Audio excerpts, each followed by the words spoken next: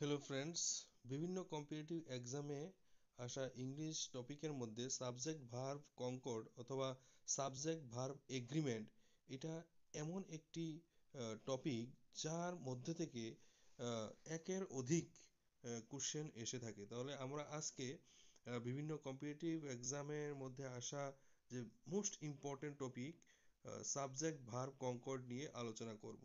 তাহলে দেখো প্রথম রুলে কি দেওয়া আছে যে singular verb is used with singular subject and plural verb is used with plural subject. তাহলে কি বলা হলো যে সিঙ্গুলার ভার্ব ব্যবহৃত হয় সিঙ্গুলার সাবজেক্টের সঙ্গে। এই একটি সেন্টেন্স যখন দেওয়া হবে এই সেন্টেন্সের মধ্যে যেই সাবজেক্টটা সিঙ্গুলার থাকবে অর্থাৎ এক বচন থাকবে তখন কিভাবে আমরা ভার্বটা ইউজ করব এবং প্লুরাল যদি থাকে সাবজেক্টটা এবং কিভাবে ভার্বটা ইউজ করব সেই নিয়ে আমাদের এই রুলটা।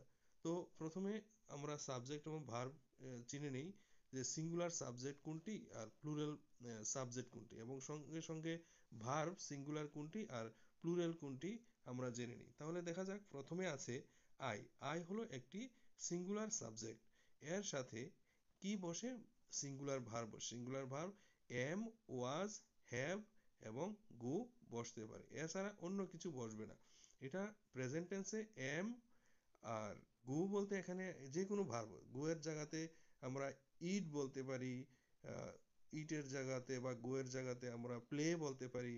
আমরা প্লেইং বলবো না, কারণ এটা যখন মেইন ভার্ব হবে তখন আমরা ভার্বের শেষে এস বা ইয়ে যোগ করব না। তাহলে এটা নিয়ে আমরা পরবর্তী রুলসগুলিতে আমরা এই নিয়ে ডিসকাশন করব। আমরা এখানে গো বা গোস লিখেছি একটা ভার্বের এক্সাম্পল দেওয়ার জন্য, এখানে যে কোনো ভার্ব হতে পারে। তাহলে সাবজেক্ট যদি সিঙ্গুলার হয় ভার্ব হবে সিঙ্গুলার।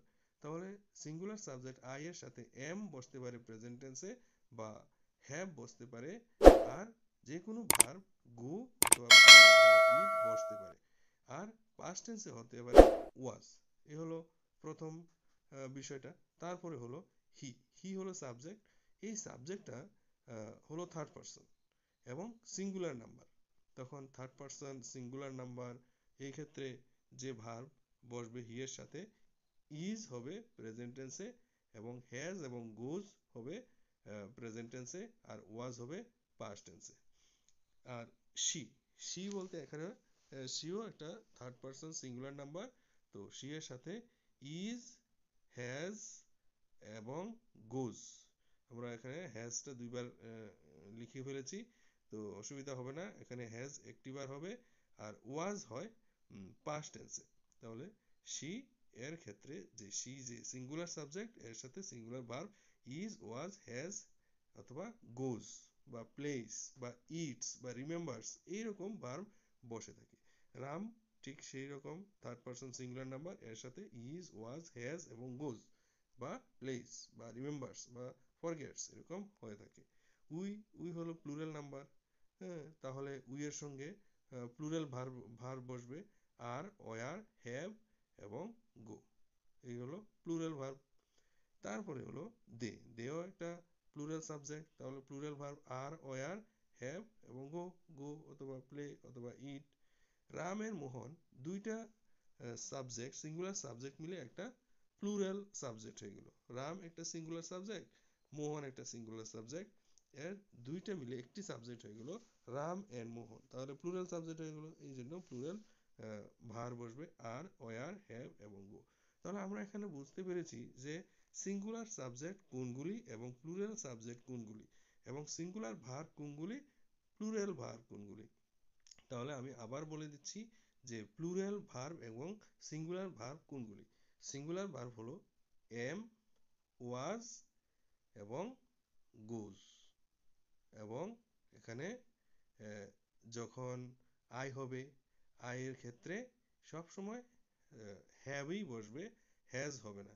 তো হ্যাভ যদিও একটি প্লুরাল ভার্ব, এক্ষেত্রে আই এর সঙ্গে হ্যাভ বসবে, কারণ এটা একটা রুলস যে আই সিঙ্গুলার হলেও এর সঙ্গে হ্যাভ বসে থাকে। তাহলে এগুলি নিয়ে আমরা বিস্তারিত আলোচনা করব পরের রুলসগুলিতে। তাহলে আমরা ইতিমধ্যে জেনে গেছি সিঙ্গুলার ভার্ব এবং প্লুরাল ভার্বগুলি। তাহলে এর সম্পর্কে আরো বিস্তারিত আমরা নেক্সট ভিডিওগুলির মধ্যে বলবো যে প্লুরাল ভার্ব কোনগুলি। তাহলে একে একে আমরা চলে যাচ্ছি সাবজেক্ট ভার্ব কনকর্ডের মধ্যে। তাহলে প্রথমে example, he likes to eat ladies finger curry during his examination days. তাহলে আমরা কি দেখতে পেয়েছি যে হি একটি সিঙ্গুলার সাবজেক্ট এবং এই জন্য এই সিঙ্গুলার সাবজেক্টের সঙ্গে সিঙ্গুলার ভার্ব লাইকস বসেছে। লাইকস লাইকস হলো একটি ভার্ব। ভার্বের শেষে যখন এস এবং ইএস থাকে তাহলে সেই ভার্বটা হবে সিঙ্গুলার ভার্ব, সেটা প্লুরাল কোনোদিন হবে না। অনেকে এটা ভুল করে ফেলে যে যদি কোনো ওয়ার্ডের শেষে এস বা ইএস যুক্ত থাকে সেই ওয়ার্ডটাকে প্লুরাল হিসাবে মেনে নেয় বা ভেবে থাকে, কিন্তু সেটা এরকম নয়। যদি নাউনের পেছনে এস বা ইএস থাকে তখনই এটা প্লুরাল হতে পারে। যেমন আমরা এক্সাম্পল দিয়ে বোঝাতে পারি, যেমন বয়, বয় একটি নাউন, গার্ল একটি নাউন। তো নাউনের শেষে যখন এস বা ইএস বসাই, যেমন বয়ের সঙ্গে বয়েজ, গার্লের সঙ্গে গার্লস বসালাম, যখন এস বা ইএস নাউনের পরে বসাই বা নাউনের সাথে বসাই তখন সেটা প্লুরাল হয়ে যায়। কিন্তু ভার্বের সাথে যখন এস বা ইএস যুক্ত করা হয় তখন সেটা হয়ে যায় সিঙ্গুলার ভার্ব, এটা প্লুরাল ভার্ব হয়। তাহলে আমরা মনে রাখবো যে হি যে সাবজেক্টটি, এটা যদি থার্ড পারসন যেহেতু এখানে আছে এবং সিঙ্গুলার নাম্বার আছে সেই জন্য ভার্বের শেষে এস বা ইএস এখানে যুক্ত করতে পারি। যেমন হি লাইকস এখানে হয়েছে, সেক্ষেত্রে এস যুক্ত হয়েছে। আর গো যদি থাকতো, এই এই লাইকস এর বদলে যদি গু ভার্বটা ইউজ করতাম তাহলে আমরা শুধু গু লিখতাম না, আমরা গোজ লিখতাম, ইএস গো এর সাথে ইএস যুক্ত করতাম। তাহলে আমরা বুঝতে পেরেছি যে হি যখন একটি সেন্টেন্সে থাকে এবং সেই সেন্টেন্সটি যদি প্রেজেন্ট ইনডেফিনিট টেন্স হয় তখন ভার্বের শেষে আমরা এস বা ইএস যুক্ত করব। এই বিষয়টা আমরা জেনে নিলাম। তারপর বি নাম্বার এক্সাম্পলে, the crisis of capitalism is worsening. তাহলে এখানে সাবজেক্ট হলো দ্য ক্রাইসিস অফ ক্যাপিটালিজম, এটা একটা সিঙ্গুলার সাবজেক্ট, এই জন্য সিঙ্গুলার ভার্ব ইজ ব্যবহৃত হয়েছে। The moon is in the sky, চাঁদ আকাশের উপরে আছে। দ্য মুন, মুন বলতে এখানে যে চাঁদ সেটা একটা সিঙ্গুলার সাবজেক্ট, এর সাথে সিঙ্গুলার ভার্ব ইজ বসেছে। The tropical climates are humid, তাহলে এখানে দেখা গেল যে একটি ভার্ব প্লুরাল বসেছে এখানে আর, তাহলে অবশ্যই আমাদের সাবজেক্টটা প্লুরাল হতে হবে। ঠিক, আমরা সাবজেক্ট প্লুরাল পেয়েছি কারণ দ্য ট্রপিক্যাল ক্লাইমেটস এটা প্লুরাল নাম্বারে আছে। এখানে ক্লাইমেটস MATES ইএস যুক্ত করা হয়েছে নাউনের সাথে, এটা প্লুরাল হয়ে গেছে। তাহলে এই সাবজেক্ট যেহেতু প্লুরাল নাম্বারে আছে সেহেতু ভার্বটা হয়ে গেছে plural. Next example E, refreshments were on sale in the cafe.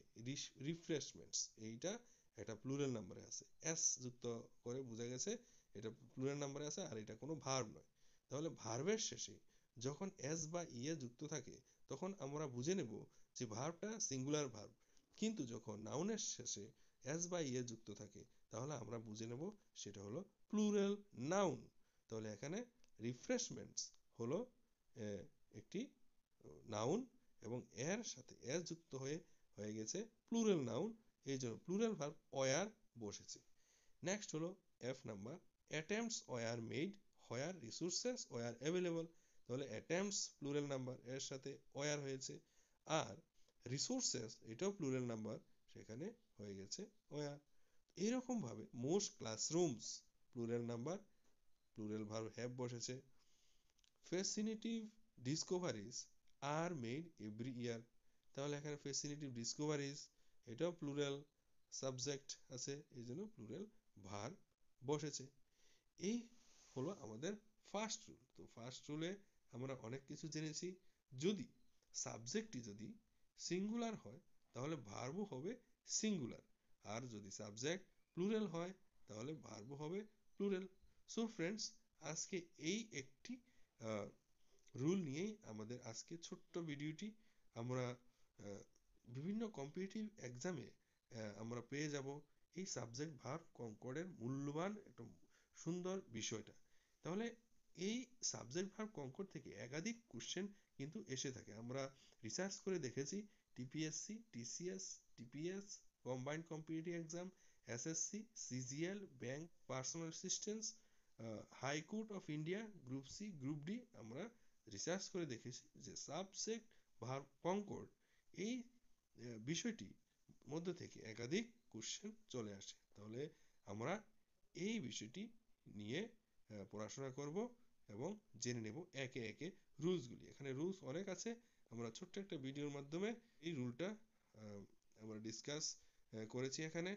আর আশা করি পরবর্তী রুলসগুলি পাওয়ার জন্য আমার চ্যানেলে আসবো এবং জানবো। রুল 2, রুল 3 এরকম করে আমরা এটা সাজিয়েছি। তাহলে আজকে এতটুকুই, দেখা হবে পরের ভিডিওতে। So thank you so much for listening and watching this video. Have a nice day.